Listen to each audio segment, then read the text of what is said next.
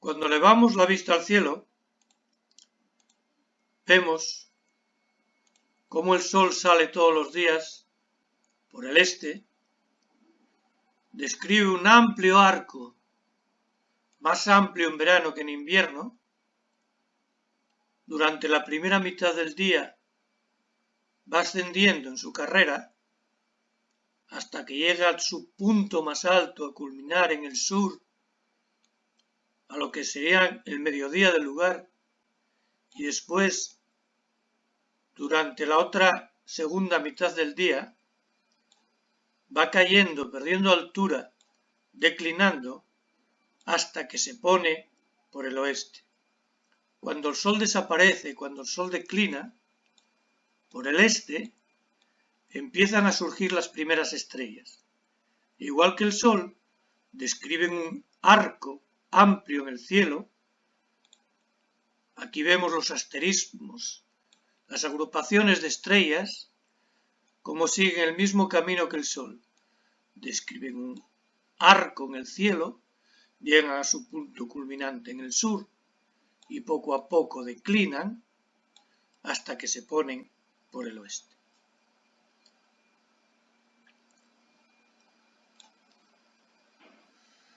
Que el sol y todas las estrellas describieran círculos alrededor de la Tierra parecía una cosa lógica, puesto que la Tierra era el centro del universo. Alrededor de ella giraba todo, y giraba todo en círculos perfectos con movimiento circular uniforme, un movimiento sin principio ni final y por tanto reflejo del supremo geómetra. El Ouroboros, que estáis viendo en la imagen, o el dragón que se muerde la propia cola, simbolizaba esta naturaleza cíclica y eterna del universo, desde el uno hacia el uno. Pero no todo describía círculos. Había unas estrellas llamadas errantes, planetas en griego, que describían una especie de bucles. Ahí tenéis la trayectoria que describe Marte durante varios meses.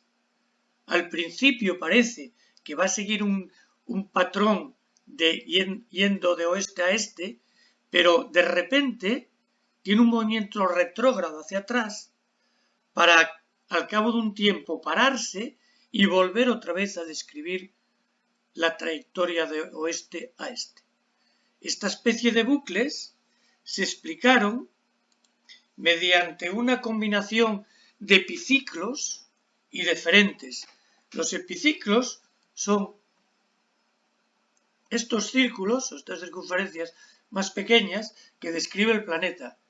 El planeta se mueve en movimiento circular y uniforme en su epiciclo, pero el centro del epiciclo, a su vez, describe una trayectoria circular alrededor de la Tierra, que está en el centro del universo.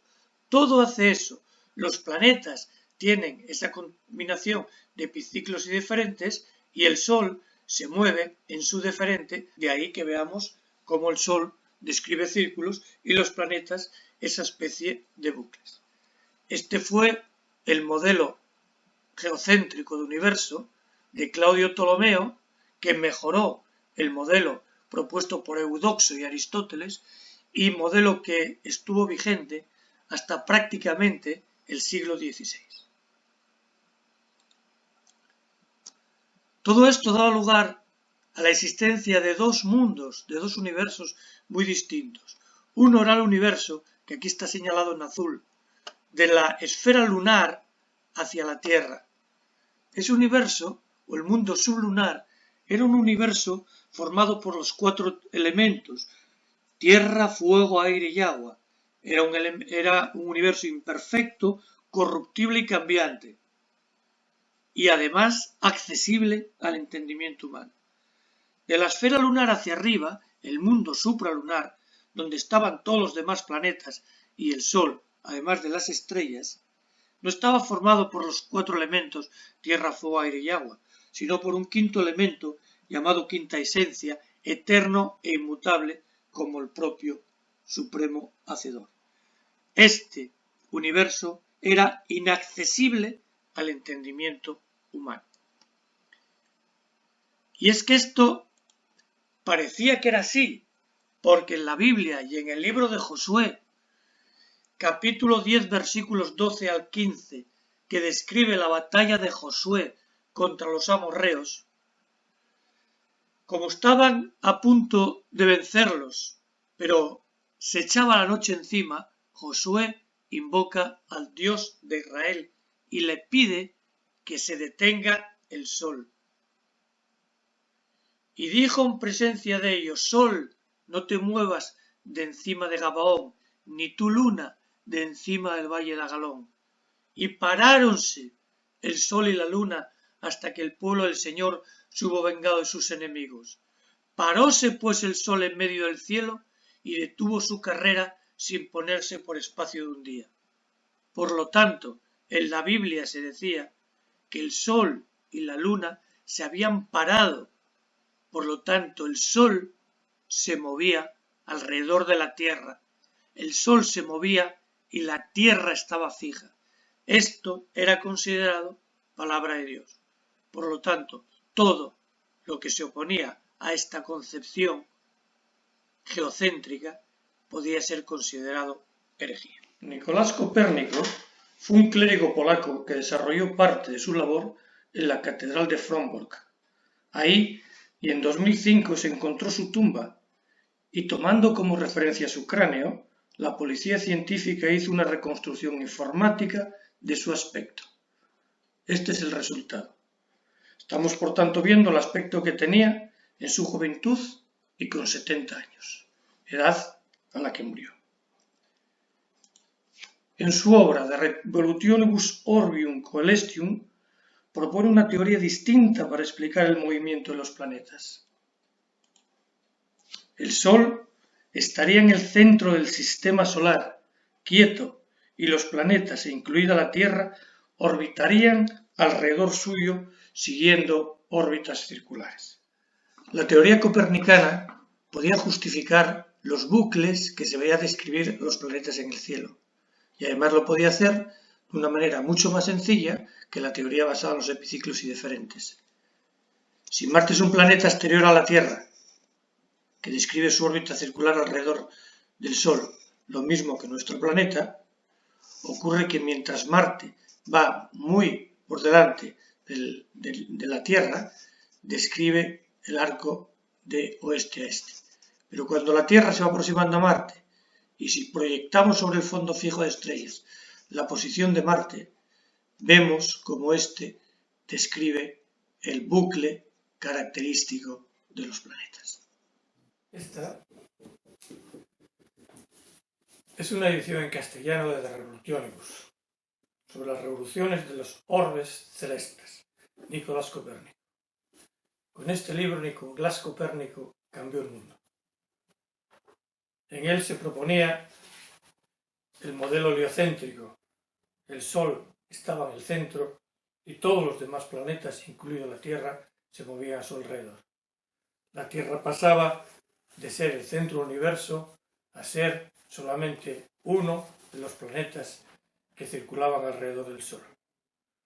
Como dice Copérnico en De Revolutionibus, sentado en un sóleo real, el Sol gobierna la familia de los astros que lo rodean.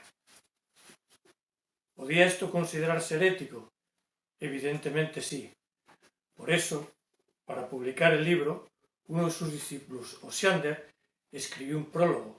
En él se lee: y no es necesario que estas hipótesis sean verdaderas, ni siquiera que sean verosímiles, sino que se basta con que muestren un cálculo coincidente con las observaciones.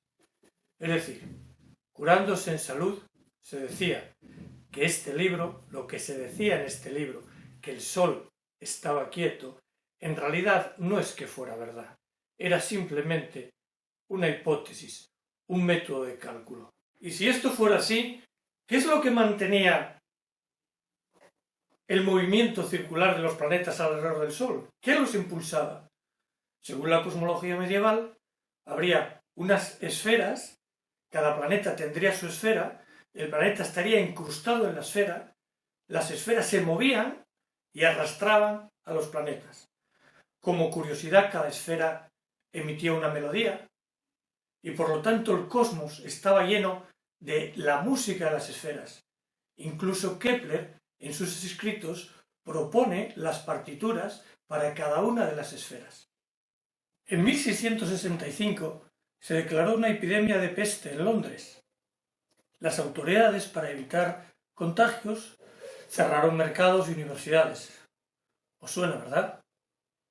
Newton entonces era un profesor en Cambridge, así que se fue a pasar la cuarentena a la granja que su madre tenía al norte de Londres. Allí, entre otras, elaboró la teoría de gravitación universal. Una manzana cae del árbol porque es atraída hacia el centro de la Tierra. Esto es un caso particular. Realmente los cuerpos, por el hecho de tener masa, se atraen entre sí, con una fuerza que es directamente proporcional al producto de sus masas e inversamente proporcional al cuadrado de la distancia. El Sol, situado en el centro del sistema solar, atrae a la Tierra y la obliga a describir una curva. Si impulsamos una bola y sobre ella no actúa ninguna fuerza, la bola describe una trayectoria recta. Volvemos a repetir la experiencia, pero ahora vamos a aplicarle una fuerza perpendicular a la velocidad. La fuerza la va a aplicar esta cuerda y va a apuntar siempre hacia este punto. ¿Qué es lo que va a pasar? Describe un círculo. Esta curva, en vez de ser un círculo como proponía Copérnico, era una elipse, puesto que según se enunciaba la ley de gravitación universal, la fuerza de gravedad es inversamente proporcional al cuadrado de la distancia. Las mismas leyes físicas que rigen los fenómenos que podemos observar en nuestro planeta rigen los fenómenos en todo el cosmos.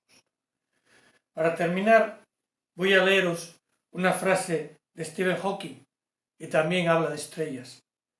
El hecho de que nosotros, los humanos, que también somos meros conjuntos de partículas fundamentales, hayamos sido capaces de acercarnos tanto a la comprensión de las leyes que nos gobiernan a nosotros mismos y a nuestro universo, es un gran triunfo.